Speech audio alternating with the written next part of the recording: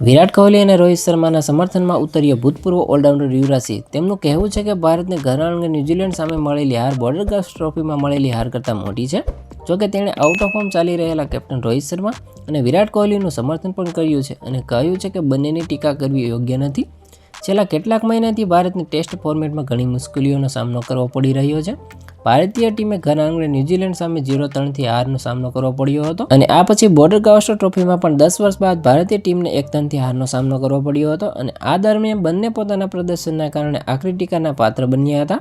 આ અંગે યુવરાજે કહ્યું છે કે મારા મતે ન્યૂઝીલેન્ડ સામે હારવું વધુ દુઃખદાયક હતું કારણ કે આપણે ઘર આંગણે 3-0 હારી ગયા હતા.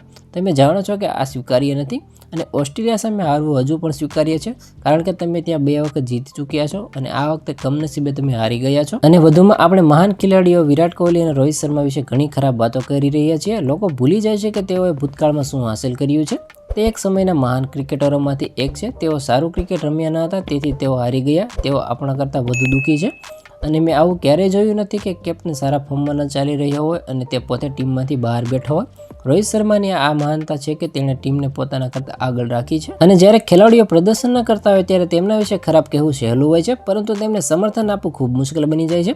મારું કામ મારા મિત્રો અને ભાઈઓને ટેકો આપવાનું છે. તે મારા માટે પરિવાર છે. તો આના વિશે તમારું શું કહેવું છે? કોમેન્ટમાં જરૂર જણાવજો અને આવા જ વિડીયો માટે અમારી ચેનલ સાથે જોડાયેલા રહો.